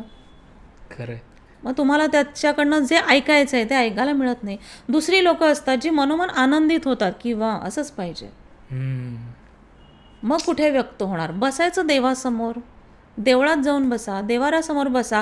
नाही शक्य बाबा, माझा काही स्वभाव नाही, समजा एवढी वर्ष केलं नाही, आता कुठे देवारासमोर बसू. मोबाईलमध्ये डाउनलोड करा देवाचा फोटो, वॉलपेपर म्हणून देवाचाच फोटो ठेवा आणि देवाशी संवाद साधा की बघ हे असं असं झालं देवा, आज दिवसभरात हे झालं, माझी काय चूक होती सांग मला, किंवा उद्या मला हे असं करायचंय, मी आतनं कसा मार्ग काढू. आणि मग हे स्तोत्र मंत्र रामरक्षा म्हणत असताना ते पोटतिडकीने सांगा. फक्त हाच आहे की तुम्हाला तो अर्थ समजून घ्यावा लागेल. अर्थ कळला तर तुम्हाला कनेक्शन लक्षात येईल की आता मला हे बोलायचंय, आता मी हे बोलणार आहे. अगदी बरोबर. आणि मग तुम्ही कनेक्ट होता. त्यामुळे समजून घ्या. सर धरून झाला तुमच्या धावपळीत तुम्हाला शिकायला नाही जरी वेळ मिळाला तरी स्तोत्र मंत्रातून फक्त स्तुती आहे देवाची.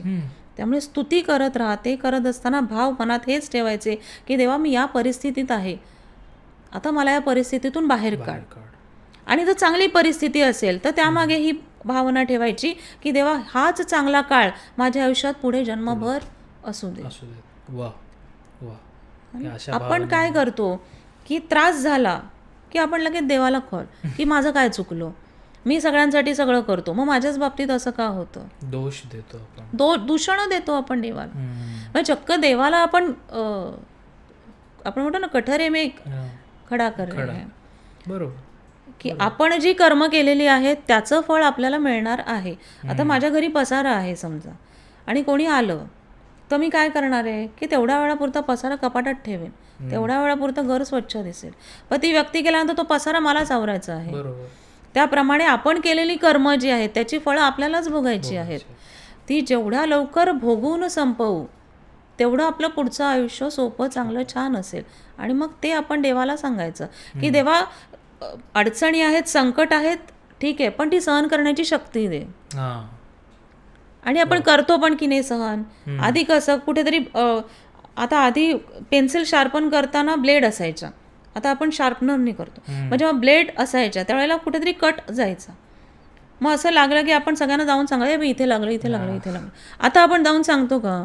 आता कितीतरी आपण आपलं आपलं सहन करतो, ते जखमा भरून निघतात. बरोबर. मग ते आपण भोगून संपवतो. मग तेच देवाला आपण त्या भावनेने सांगायचं की देवा, जे काही त्रास संकट आहेत ती सहन करण्याची शक्ती दे, आणि जिथे माझी सहनशक्ती संपेल देवा तिथे तू मला सोबत कर, त्याच्या पुढे तू मला तारून दे. म्हणजे काय होतं, ज्या एम्बॅरसिंग सिच्युएशन असतात आयुष्यातल्या आणि येतात ना की जिथे आपल्याला मान खाली घालावी लागते, आपल्याला आवडत नाही, मग त्या परिस्थितीतून देव आपल्याला तारून देतो. वा ताई, एवढं तुम्ही आपण म्हणजे छान गप्पा मारतो आणि तुम्ही एवढं छान सांगताय. तर आता आपण पॉडकास्टच्या शेवटाकडे आलो, पण शेवट करण्याच्या आधी मला एक रिक्वेस्ट करायची की तुम्ही बरेचसे श्लोक सांगितले, पण अजून तुमच्या ज्या आवडीचे श्लोक असतील म्हणजे रामरक्षामधले किंवा मंत्र असतील तर हे आम्हाला सांगा आणि त्याचं थोडं विवेचन पण सांगा. हो नक्की, चालेल ना. हाच पुढे कंटिन्युटीमध्ये भाग घेते आणि प्रेक्षकांना ते श्लोक पण दाखवूयात, कारण कंठम भरत वंदित हा इथपासून आपण पुढचा भाग घेऊयात. जिह्वां विद्यानिधी पातु कंठम भरत वंदितः, स्कंधौ दिव्यायुध पातु भुजौ भग्नेश कार्मुकः, करौ सीतापति पातु हृदयं चामदग्न्यजित, मध्यम पातु खरध्वंसी नाभिं जांबवदाश्रयः. ह्याच्यात आपण देवाला सांगतो की देवा, तू माझ्या जिभेचं रक्षण कर, विद्यानिधी, कंठम भरत वंदितः, स्कंधौ दिव्यायुध पातू, स्कंधौ म्हणजे खांदे. देवाला सांगतो या श्लोकामध्ये की देवा, तू माझ्या खांद्यांचं रक्षण कर. मग खांद्यांचं रक्षण करताना आपण दिव्यायुध हे नाव घेतलंय, दिव्य आयुध. आयुध म्हणजे शस्त्र, की देवाने आपल्या खांद्यावरती शिवधनुष्य पेललं. मग इतकी अवजड बलाढ्य आयुध देवाने पेलली. मग देवाला सांगतोय की देवा, तू पण माझ्या खांद्यांचं असं रक्षण कर की माझ्या पण जबाबदाऱ्या मी पार पाडू शकेन. है ना, माझ्या जबाबदाऱ्या मला सक्षमपणे पार पाडायच्या आहेत. मला आजारी पडायला परवानगीच नसली पाहिजे. मी आजारी पडले तर घर आजारी पडेल. खरं है ना. आपण जेव्हा फ्रस्ट्रेट होतो त्यावेळेला पहिला विचार येतो, अरे काय हे असं चालण्यापेक्षा आयुष्य संपलेलं चांगलं. असे निगेटिव्ह विचार अगदी मृत्यूपर्यंतचे विचार येतात.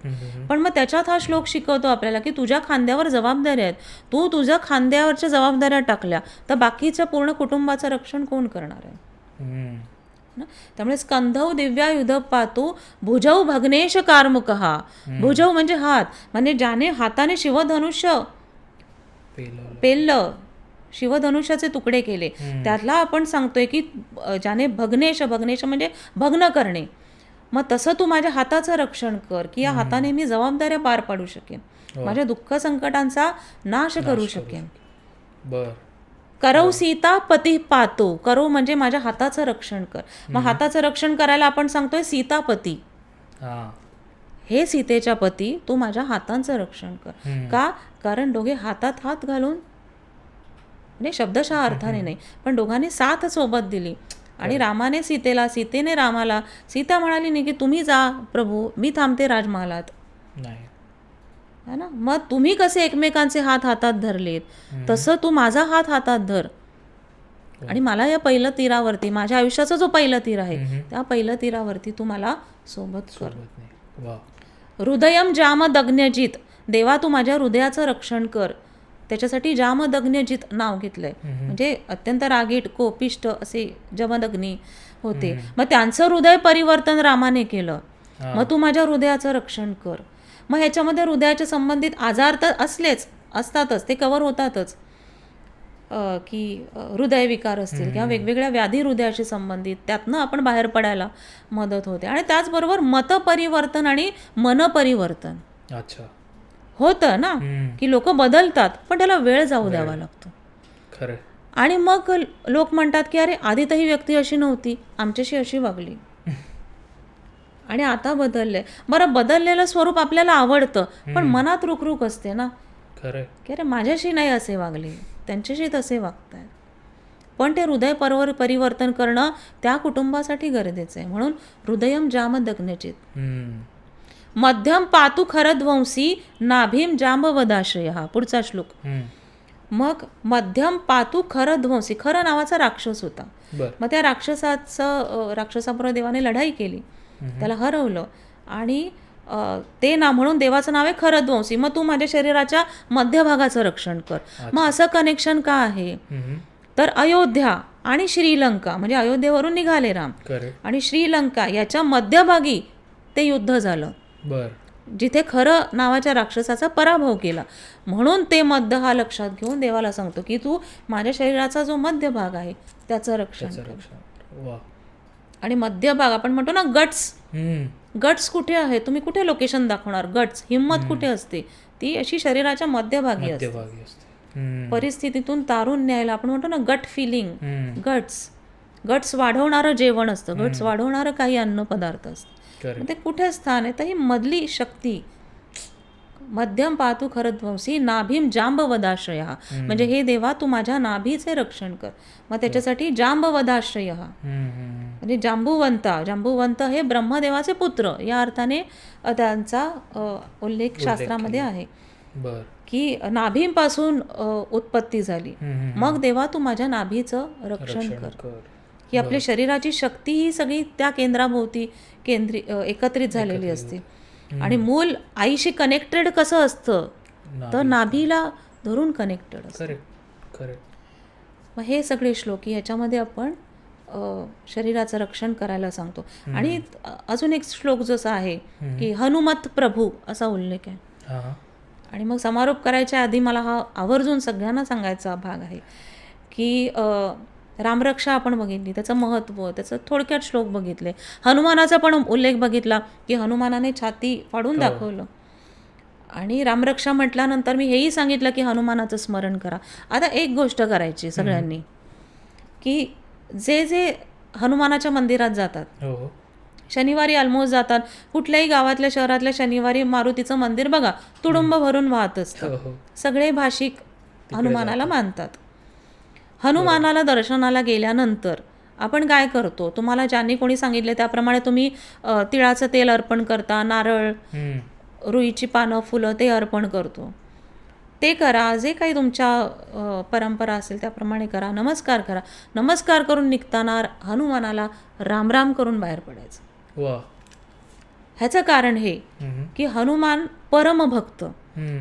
रामराम तुम्ही म्हटल्यानंतर हनुमानाला त्याच्या बदल्यात रिटर्नमध्ये रामराम म्हणावंच लागणार. अच्छा.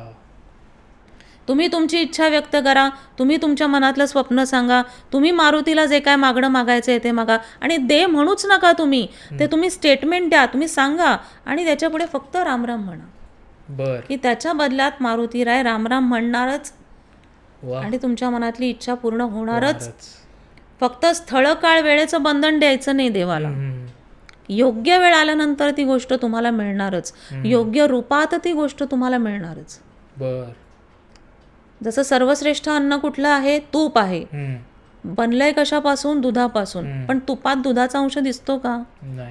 मिळालंय तुम्हाला, तुम्ही दूध दिलेलं तुम्हाला मिळालं तूप, उलट सर्वश्रेष्ठ अन्न तुम्हाला. त्यामुळे हनुमानाला सांगा, प्रार्थना करा, रामराम करूनच बाहेर पडा. अगदी तसंच नाही, पण तुम्ही घरी आल्यानंतर किंवा त्याच्या पुढच्या काही दिवसात तुम्हाला असे काही संकेत दिसतील, काही सिम्पटम्स दिसतील, काहीतरी परिस्थिती बदलेल आणि तुम्हाला लक्षात येईल अरे मी ती प्रार्थना केलेली, ती देवाने ऐकली आहे. वा, आय एम शुअर सगळे हे ऐकतायत आणि नक्कीच फॉलो करूयात. मी सुद्धा, कारण शनिवारी जात असतो, त्यामुळे नक्कीच मी सुद्धा फॉलो करेन. आणि असा एक्सपिरियन्स आला की कमेंटमध्ये आपण नक्की ताईंना सांगू. तर ताई, तुमचे खूप खूप पुन्हा एकदा आभार. आपण खूप शॉर्ट नोटीसवर हा पॉडकास्ट प्लॅन केला, म्हणजे अगदी काल म्हणालो आणि आज आपण शूट केलं आणि तुम्ही वेळात वेळ काढलात आणि आलात, त्याबद्दल खूप खूप आभार. आणि मी प्रेक्षकांना सांगू इच्छितो की ताईंचे हँडल्स जे आहेत, त्याच्यानंतर कॉन्टॅक्ट जो आहे तो डिस्क्रिप्शनमध्ये दिला आहे.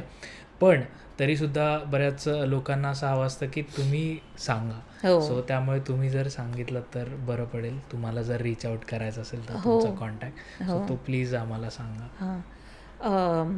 आता मागची अनेक वर्ष हे फक्त मी जसं इथे सांगते तसं माझा प्रयत्न आहे की घराघरांपर्यंत ही सगळी माहिती पोचावी. ह्याच्यासाठी स्तोत्रवर्ग मी मोठ्या वयोगटासाठी घेते, कारण लहान मुलांसाठी स्तोत्रवर्ग अनेक सुरू असतात. तिथे लहान मुलं शिकत असतो आता. पण आपण आपल्या राहटगाडग्याला लागलो चरितार्थाला की मग वेळ मिळत नाही. मग अशा तुम्हा सगळ्यांसाठी मी ऑनलाईन पद्धतीने हे वर्ग घेते, ज्याच्यात ही सगळी स्तोत्र म्हणजे जेवढी आत्ता आपल्या हातात उपलब्ध आहेत, इंटरनेट म्हणा किंवा पोथी पुराणाच्या माध्यमातून, ती सगळी स्तोत्र शिकवण्याचा मी प्रयत्न करते. त्याच्या मागचा उद्देश अर्थार्जन करणं हा माझा नाहीच आहे. मी खूप वर्षापूर्वीपासून ही चालतच होते आणि आताही मी चालतच जाते येते. त्यामुळे अर्थार्जन नाही आहे, फक्त सगळ्यांनी मनःशक्ती मनःशांती मिळावी या उद्देशाने मी करते.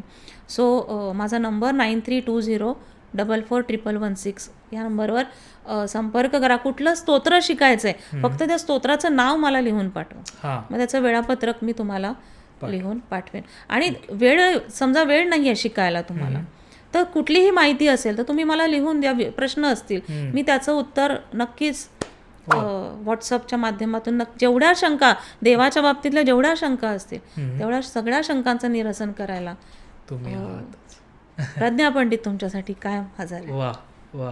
त्यामुळे प्रेक्षकांसाठी आता पर्वणी आहे. ताईंनी सांगितलं त्यांचा कॉन्टॅक्ट, सो तुम्ही प्लीज ताईंना रीच आउट करा.